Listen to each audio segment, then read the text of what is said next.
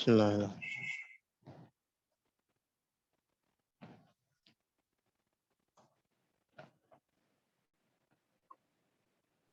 وعلیکم السلام ورحمۃ اللہ وبرکاتہ۔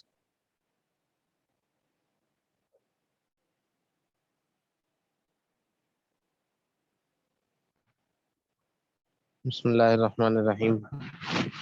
نحمدہ ونصلی علی رسول الکریم۔ صفحہ نمبر 13 ہے اور فہم حدیث جلد نمبر 1۔ آپ آزاد کے پاس ہے وہ میسج واٹس ایپ وغیرہ؟ جی ابھی واٹس ایپ ہے لیکن یہ بک نہیں بھیجے گی وہاں پر۔ بک نہیں بھیجی گئی وہاں پر؟ جی جی ساتھی فرما رہے ہیں بک نہیں بھیجی گئی واٹس ایپ پر، ابھی بھیج دیتے ہیں۔ جی جزاک اللہ۔ اور ویسے وہ صفحہ جو ہے وہ زوم کی اس پہ شیئر ہو رہا ہے، وہ ٹھیک ٹھیک۔ صفحہ نکال رہے ہیں، صفحہ آ جائے گا۔ نہیں بھیجا گیا ویسے ابھی تک؟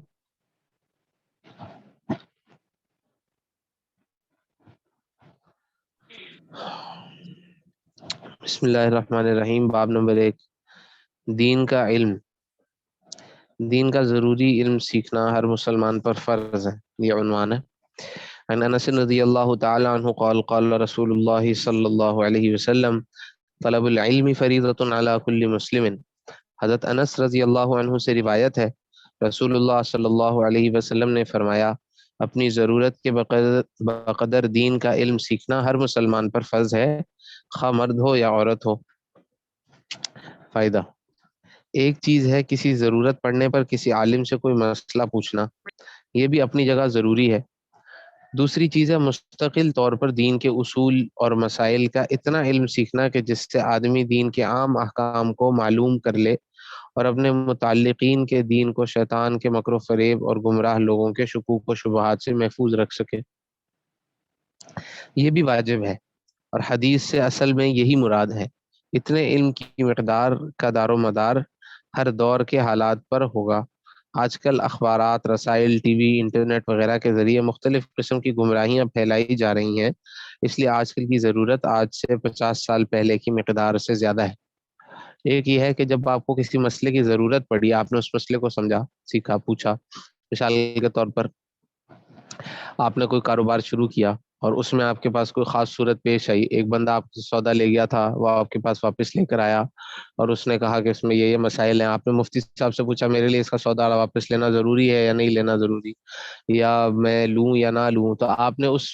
صورت جو اس وقت درپیش ہے آپ نے اس کے بارے میں مفتی صاحب سے پتہ کیا، کسی عالم سے پوچھا کہ بتائیں۔ ایک صورت تو یہ ہے، یہ تو ضروری ہے ہی ہے، لیکن یہاں پر ایک اور صورت مراد ہے، وہ یہ ہے کہ ہم یہ تو نہیں ضروری کہ ہر بندہ عالم بن جائے، جیسے پہلے بھی عرض کیا تھا، لیکن یہاں پر یہ ہے کہ اتنے اصول اور مسائل اتنے ہم سیکھ لیں کہ عام حالات میں جن سے وابستگی ہوتی ہے تو تھوڑے بہت ہمیں پہلے سے پتہ ہوں، تاکہ ہم گمراہی سے خود بچ سکیں اور اپنے رشتہ داروں کو، عزیز و اقارب کو، جو ہمارے متعلق لوگ ہیں، ان کو ہم گمراہی سے، گمراہ فرقوں سے بچا سکیں۔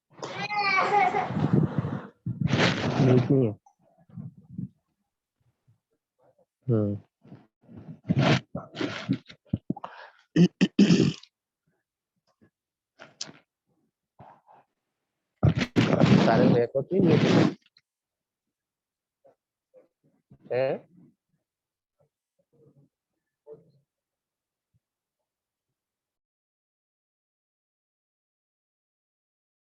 بات کرنا چاہے تو کر سکتا ہے۔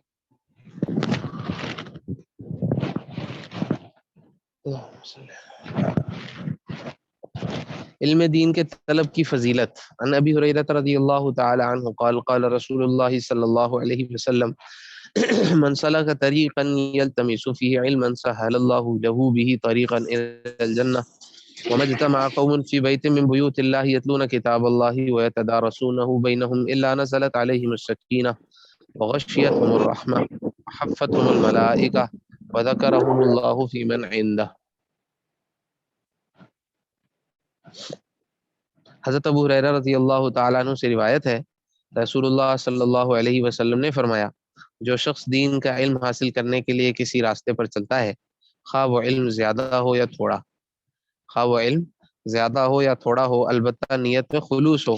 اللہ تعالیٰ اس طلب کی وجہ سے اس کے لیے جنت کی طرف جانے والے راستے کو آسان کر دیتے ہیں کہ خلوص اور عمل کرنے کی نیت اور اللہ تعالیٰ کو راضی کرنے کی نیت سے جب علم حاصل کرتا ہے تو اللہ تعالیٰ اس کے لیے اس علم پر عمل کرنا بھی آسان فرما دیتے ہیں، اور پھر اس سے راضی ہو کر اس کو جنت میں داخل فرماتے ہیں۔ علم پر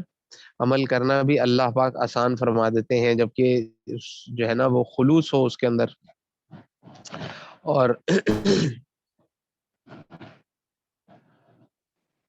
اس نیت سے کر رہا ہو کہ جو مجھے علم حاصل ہوگا میں اس پر عمل بھی کروں گا، تو اللہ پاک وہ عمل کرنے کی توفیق بھی دیتے ہیں، اور پھر فرمایا کہ اللہ پاک جنت کے راستے کو بھی اس کے لیے آسان کر دیتے ہیں۔ اور جب بھی کچھ لوگ اللہ کے گھروں میں سے کسی گھر میں جو اللہ تعالیٰ کا تقرب حاصل کرنے کے لیے بنایا گیا ہو، خواہ وہ مسجد ہو یا مدرسہ ہو،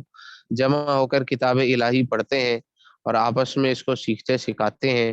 یعنی ان میں سے جو اہل علم ہیں وہ دوسروں کو سکھاتے ہیں،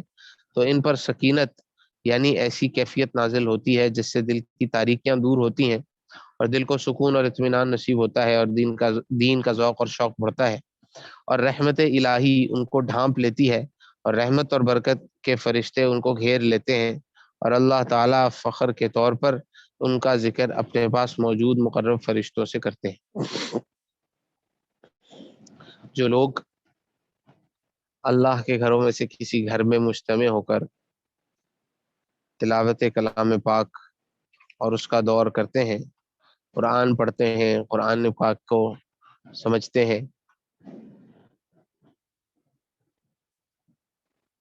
تو ان کے لیے 4 فضیلتیں یہاں پر بیان ہیں۔ پہلی بات یہ ہے اللہ نزلت علیہم السکینہ، ان پر سکینہ نازل ہوتی ہے۔ سکینہ ہم عام طور سے بولتے ہیں سکینہ، اس کے بارے میں یہ فرمایا گیا ہے کہ یہ ایک خاص قسم کا اطمینان ہے جو انسان دل کے اندر محسوس کرتا ہے، کہ اس کو دل کے اندر مطمئن رہتا ہے، وہ اس کو ایک اطمینان، ایک سکون، دل کا سکون ایسا حاصل ہوتا ہے جس کی وجہ سے ساری تاریکیاں دل کی ختم ہوتی ہیں اور دین کا سیکھنے کا شوق اور شوق پیدا ہوتا ہے۔ ایک بات کہ سکینہ نازل ہوتی ہے اللہ پاک کی، اور دوسری روایت میں یہ بھی آتا ہے کہ جس مجمع میں ذکر ہوتا ہے، اور ذکر بھی عام ہے، علم کے حلقے بھی جو ہے نا وہ ذکر کے حلقوں میں شمار کیے جا سکتے ہیں، تو مطلب یہ ہے کہ ایسی مجالس جہاں پر انسان دین کو سیکھے، دین کے اللہ پاک کا ذکر کرے، جہاں پر جو ہے نا وہ قرآن پاک کی تلاوت ہو، قرآن پاک کو سیکھے، قرآن پاک کے علوم کو سیکھے، قرآن کو سمجھنے کے لیے جو چیزیں ضروری ہیں ان کو سیکھے، غرض یہ کہ دین کے کسی شعبے میں علم حاصل کرتا ہو، ذکر کرتا ہو، تو ایسے جو مجمع ہوتے ہیں ان کے اندر سکینہ نازل ہوتی ہے، اس پر سکینہ نازل ہوتی ہے۔ وغشیتہم الرحمہ، رحمت اللہ تعالیٰ کی ان کو ڈھانپ لیتی ہے، یعنی ہر طرف سے ایسے ڈھانپ لیتی ہے۔ وحفتہم الملائکہ، اور ملائکہ ان کو گھیر لیتے ہیں، ملائکہ ان کو، فرشتے ان کو گھیر لیتے ہیں۔ اور وذکرہم اللہ فی من عندہ، جو لوگ اللہ کے پاس ہیں اللہ پاک ان کے ہاں ہمارا تذکرہ کرتے ہیں، جو لوگ ایسی مجلسوں میں بیٹھے ہوتے ہیں ان میں سے ایک ایک کا اللہ رب العزت اپنی مجلس میں یعنی فرشتوں کی مجلس میں فخر کے طور پر ذکر کرتے ہیں، دیکھو میرا فلاں بن فلاں بندہ میرا ذکر کر رہا ہے، فلاں بن فلاں بندہ قرآن پڑھ رہا ہے، فلاں بن فلاں بندہ قرآن پاک کی تلاوت اور اس کے علم سیکھنے میں مشغول ہے۔ کیسی بڑی بات ہے، اللہ پاک ہمیں نصیب فرمائے۔ عن كثير ابن قيس قال كنت جالسا مع ابي الدرداء رضي الله عنه في مسجد دمشق فجاءه رجل فقال يا أبا الدرداء إني جئتك من مدينة الرسول صلى الله عليه وسلم لحديث بلغني أنك تحدث عن رسول الله صلى الله عليه وسلم ما جئت لحاجة، قال فإني سمعت رسول الله صلى الله عليه وسلم يقول من سلك طريقا يطلب فيه علما سلك الله طريقا من طرق الجنة وإن الملائكة لتضع أجنحتها رضا لطالب العلم۔ حضرت کثیر بن قیس رحمت اللہ علیہ کہتے ہیں، یہ تابعی تھے، کہتے ہیں کہ میں دمشق کی مسجد میں حضرت ابو درداء رضی اللہ عنہ کے ساتھ بیٹھا تھا کہ ان کے پاس ایک صاحب آئے اور کہا کہ اے ابو درداء، میں آپ کے پاس مدینہ رسول مدینہ منورہ سے صرف ایک حدیث کی خاطر آیا ہوں۔ کہاں سے آئے؟ دمشق سے آئے، اور کہاں تک آئے؟ مدینہ منورہ سے آئے اور دمشق تک آئے. اور کیوں آئے؟ ایک حدیث سیکھنے. اس لیے آئے کہ ایک حدیث جو ان کو پہنچی ہے کہ وہ اس کو روایت کرتے ہیں، وہ حضرت ابو درداء رضی اللہ تعالیٰ عنہ سے خود سننے کے لیے آئے.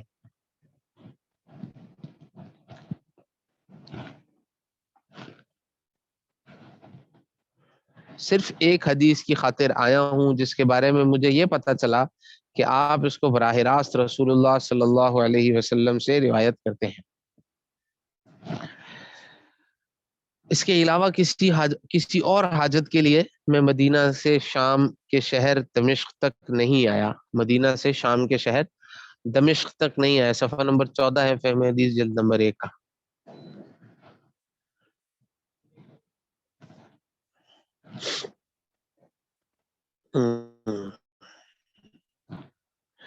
طلب علم میں ان صاحب کی ہمت اور قربانی کو دیکھتے ہوئے اس کی مناسبت سے حضرت ابو درداء رضی اللہ تعالیٰ عنہ نے پہلے ایک اور حدیث سنائی اور کہا کہ میں نے رسول اللہ صلی اللہ علیہ وسلم کو خود یہ فرماتے ہوئے سنا کہ جو شخص علم دین کی طلب میں کسی راستے پر چلتا ہے تو اس کی طلب کی وجہ سے اللہ تعالیٰ اس کو جنت کی طرف جانے والے راستوں میں سے کسی راستے پر ڈال دیتے ہیں. جو شخص نہیں ہے وہ دے رہے، وہ گروپ میں جا رہی ہے، آپ دیکھیں بلکہ ابھی چلی گئی. ٹھیک ہے. فرمایا طلب حضرت ابو الدرداء رضی اللہ تعالیٰ عنہ نے ان صاحب سے ایک اور حدیث سنائی کہ میں نے رسول اللہ صلی اللہ علیہ وسلم کو خود یہ فرماتے ہوئے سنا کہ جو شخص علم دین کی طلب میں کسی راستے پر چلتا ہے تو اس طلب کی وجہ سے اللہ تعالیٰ اس کو جنت کی طرف جانے والے راستوں میں سے کسی راستے پر ڈال دیتے ہیں. اور جنت کی طرف لے جانے والے بہت سے راستے ہیں، مثلا جہاد کا راستہ، علم دین کے سیکھنے سکھانے کا راستہ، عبادت کے شغل کا راستہ اور مخلوق الہی کی خیر خواہی اور خدمت کا راستہ وغیرہ. دیگر فرائض اور واجبات پورے کرتے ہوئے آدمی محض اللہ تعالیٰ کی رضا کے لیے ان میں سے کسی راستے پر چل رہا ہو تو یہ ایک زائد فضیلت ہے جس کی برکت سے اللہ تعالیٰ جنت میں داخلہ سہل فرما دیتے ہیں اور فرشتے دین کے طالب علم کے اکرام میں اپنے پر رکھ دیتے ہیں، یعنی اس کے سامنے تواضع سے کھڑے ہو جاتے ہیں.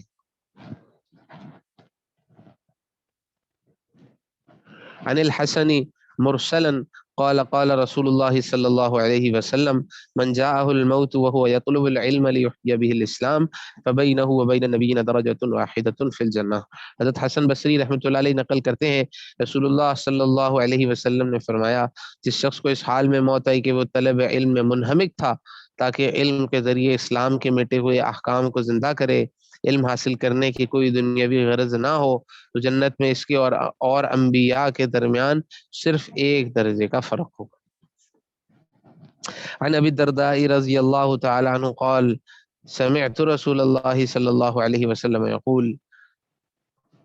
ان صاحب العلم يستغفر له من في السماوات ومن في الارض والحيتان في جوف الماء وان فضل العالم على العابد كفضل القمر ليلة البدر على سائر الكواكب وان العلماء ورثة الانبياء وان الانبياء لم يورثوا دينارا ولا درهما وانما ورثوا العلم فمن اخذه اخذ بحظ وافر.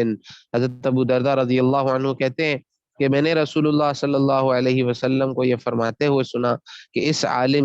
عالم کی درستی اس میں ہے کہ اللہ تعالیٰ کے بتائے ہوئے طریقے کے مطابق چلیں، کہ اس میں اللہ تعالیٰ کی رضامندی ہے جس سے اللہ تعالیٰ کی رحمتیں نازل ہوتی ہیں،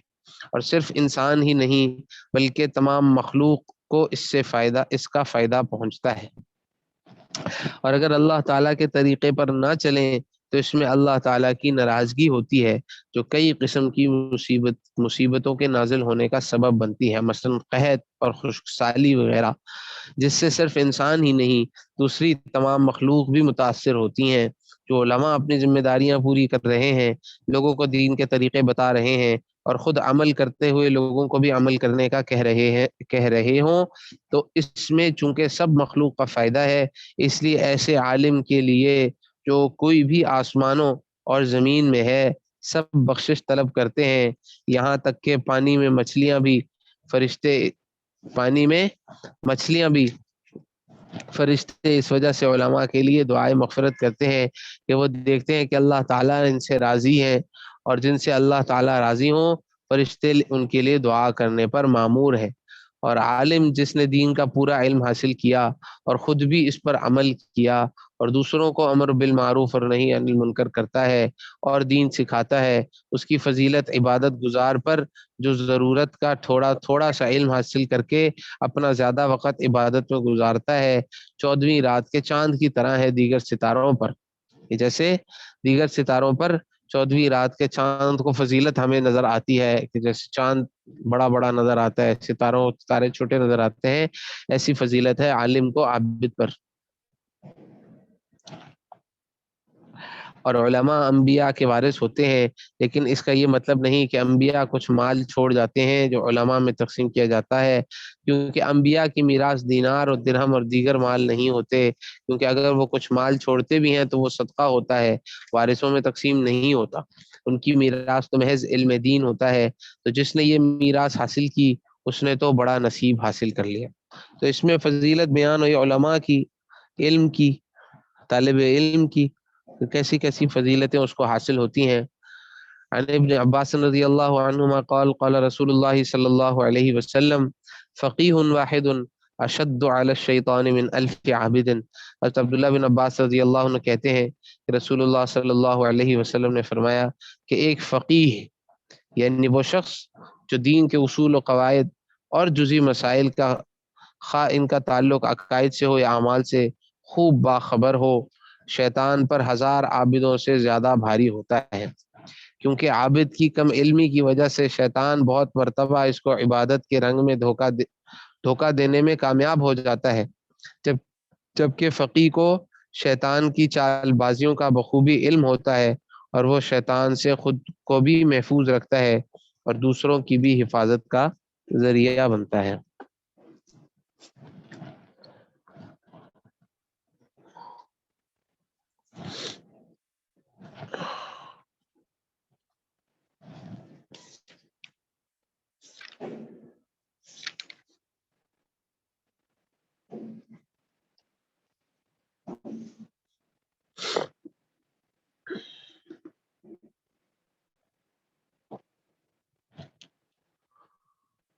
الله أكبر. عن معاوية رضي الله تعالى عنه قال قال رسول الله صلى الله عليه وسلم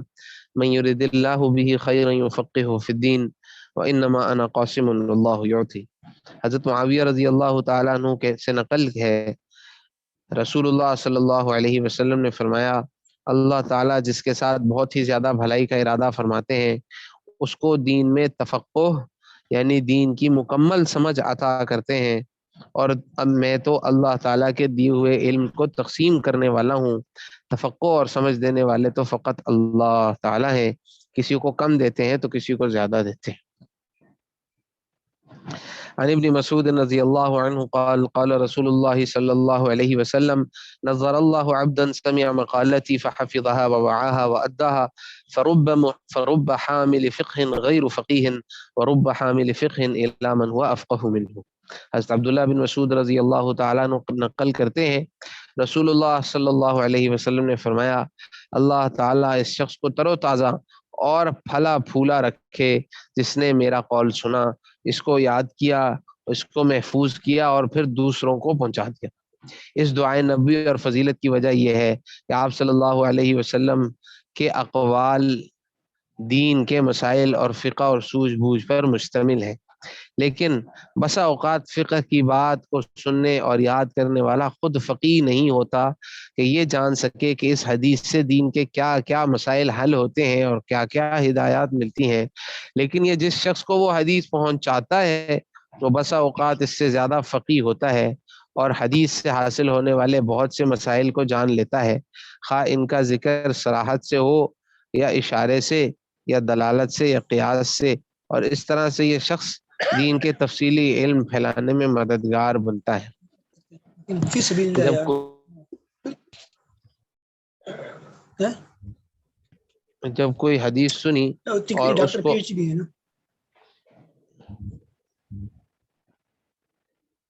جب کوئی حدیث سنی اور اس کو آگے پہنچا دیا بعض دفعہ ایسا ہوتا ہے، ایک جماعت محدثین کی تھی، ایک جماعت فقہا کی تھی. محدثین کی جماعت کا کام یہ ہوتا تھا کہ وہ حدیث کو، اس کی سند کو محفوظ کر کے اس کو آگے اس طرح پہنچا دیتے تھے. اور فقہا کا کام یہ تھا کہ وہ احادیث بھی جمع کرتے تھے، احادیث کو آگے بھی پہنچاتے تھے، اور ساتھ میں اس کے معنی میں غور و فکر کر کے مسائل کا استنباط بھی کرتے تھے. تو بعض اوقات ایسا بھی ہوتا تھا کہ کوئی لوگ جو ہے نا، جو محدثین کی جماعت تھی وہ فقیہ تو نہیں تھی، تو وہ اس میں سے مسائل کا استنباط کرنے کا فن نہیں جانتی تھی، یا اس کے اندر اتنی صلاحیت نہیں تھی. کئی لوگ اس طرح کے ہوتے، تو وہ حدیثوں کو جمع بھی کرتے تھے، یاد کرتے تھے اور آگے پھیلاتے تھے. تو فرمایا کہ کئی دفعہ ایسا ہو سکتا ہے کہ ایک شخص حدیث سنے اور دوسرے کو سنا دے، اور وہ اس سے زیادہ اس کو محفوظ کر لے، یا وہ فقیہ ہو تو وہ اس میں سے مسائل بھی نکالے. تو کئی مرتبہ ایسا ہوتا ہے کہ ہماری وجہ سے ہم اپنے سے زیادہ بہتر تک بات پہنچا دیتے ہیں. تو اس کی وجہ سے فضیلت یہ حاصل ہوتی ہے کہ انسان جب کسی کو حدیث سنائے گا تو جو اس پر عمل کرے گا وہ بھی، جو وہی اس پر عمل کریں گے ان کا بھی اس کو اجر ملے گا. اب جو اس کے اندر سے مسائل نکلیں گے، وہ اس تک حدیث پہنچی تو اس نے مسائل نکالے. اب جب اس کو حدیث صحیح ذریعے سے پہنچ گئی اور اس نے اس میں سے جو ہے نا وہ اور فائدہ ہوا، اوروں کو پہنچائی، تو سارا سب کا ثواب اس کو ملتا رہے گا. تو کئی مرتبہ بعد والے پہلے والوں سے آگے بڑھ جاتے ہیں، لیکن چونکہ پہلے والے ذریعہ بنے ہوتے ہیں تو وہ ہمیشہ ہی آگے رہتے ہیں، کیونکہ ان کو پھر اپنے کا بھی ملتا رہتا ہے اور ان کا بھی اجر ملتا ہے. عن عبد الله بن عمرو رضي الله عنه أن رسول الله صلى الله عليه وسلم مر بمجلسين في مسجده فقال كلاهما على خير وأحدهما أفضل من صاحبه، أما هؤلاء فيدعون الله ويرغبون إليه فإن شاء أعطاهم وإن شاء منعهم، وأما هؤلاء فيتعلمون الفقه والعلم ويعلمون الجاهل فهم أفضل، وإنما بعثت معلما ثم جلس فيهم. حضرت عبداللہ بن عمر رضی اللہ عنہ کہتے ہیں کہ ایک مرتبہ مسجد نبوی میں رسول اللہ صلی اللہ علیہ وسلم کا گزر دو مجلسوں پر ہوا. ان کے بارے میں آپ نے فرمایا کہ یہ دونوں ہی مجلسیں بھلائی پر ہیں، لیکن ان میں ایک کو دوسرے پر زیادہ فضیلت حاصل ہے. رہے اس مجلس کے لوگ تو یہ تو اللہ تعالیٰ سے دعا میں مشغول ہیں اور اللہ کے ہاں کی نعمتوں کی رغبت کرنے والے ہیں، تو اگر اللہ تعالیٰ چاہے گا تو ان کو اپنی نعمتیں عطا کرے گا، اور اگر نہیں چاہے گا تو ان کو نہیں دے گا. اور رہے اس دوسری مجلس والے تو یہ فقہ یعنی دین کا علم سیکھتے ہیں اور جاہلوں کو سکھاتے ہیں، اس طرح سے ان کی نیکی کا پھیلاؤ ہے، تو یہ لوگ زیادہ فضیلت والے ہیں. اور چونکہ میں بھی معلم بنا کر بھیجا گیا ہوں، لہٰذا میری ان کے ساتھ زیادہ مناسبت ہے. پھر آپ صلی اللہ علیہ وسلم انہی میں بیٹھ گئے. ایک مجلس تھی علم کی اور ایک مجلس تھی ذکر و دعا کی. تو آپ صلی اللہ علیہ وسلم نے فرمایا کہ دونوں ہی خیر پر ہیں، لیکن چونکہ میں معلم بنا کر بھیجا گیا ہوں تو علم کی مجلس میں آپ صلی اللہ علیہ وسلم بیٹھ گئے، جہاں پر لوگوں کو سکھایا جا رہا ہے، جس کو نہیں آتا اس کو علم سکھایا جا رہا ہے. تو فرمایا کہ چونکہ میری ان سے زیادہ مناسبت ہے تو آپ علیہ السلام خود بھی وہیں پر تشریف فرما ہو. عن ابن سیرین رضی اللہ عنہ قال رحمہ اللہ قال ان هذا العلم دین فانظروا عمن تاخذون دینکم. دیکھیے اوپر، دین کا علم مستند اور اہل حق علماء سے حاصل کرنا چاہیے. بڑے اور مشہور تابعی حضرت محمد ابن سیرین رحمۃ اللہ علیہ نے فرمایا کہ بلا شبہ دین کا علم بھی دین ہی ہے. دین کا علم بھی، ان هذا العلم دین کا علم بھی دین ہی ہے. تو دیکھو تم اپنا دین یعنی اس کا علم کن لوگوں سے حاصل کرتے ہو. جی ہاں، جو مسئلہ پیش آیا گوگل کر لیا، گوگل کر لیا، یہ صحیح حل نہیں ہے، کیونکہ گوگل پہ تو آپ کو کئی طرح کے حل ملیں گے، کئی لوگوں نے اپنے اپنے حل لکھے ہوں گے. دین کا علم جو ہے، مسائل کا علم، وہ مستند علماء سے ہی پوچھا جائے. آج کل ہمارے ہاں جو ہے نا، وہ ہر بندہ ہی ماشاءاللہ خود ہی پورا عالم ہے، تو وہ خود ہی جو ہے نا مسائل کی تلاش اپنے آپ ہی ماشاءاللہ جستجو کر لیتا ہے. تو فرمایا کہ دیکھو تم کس سے علم حاصل کر رہے ہو، پہلے اس کو سمجھو. پہلے یہ دیکھو جس نے یہ بات، جس نے آرٹیکل لکھا ہوا ہے وہ کون ہے، اس کے کیا نظریات ہیں، وہ اس کے کس جماعت سے تعلق رکھتا ہے، بیک گراؤنڈ سے اس کا جو ہے نا وہ اس کی پیچھے سوچ کیا ہے. پتہ نہیں ہے، اس لیے یہ خطرے سے خالی نہیں ہے، یہ ذریعہ خطرناک ہے۔ فرمایا کہ دیکھو تم کس سے دین حاصل کر رہے ہو، یہ دین ہے، علم کیا ہے؟ دین ہے، تو دیکھو دین کس سے لیتے ہو، جس سے دین لوگے ویسے ہی دین تمہارے پاس آ جائے گا۔ یعنی اہل حق علماء سے حاصل کرو، جن کے سلسلہ تعلیم میں بھی اہل حق علماء ہوں، جو مستند عالم ہی نہیں،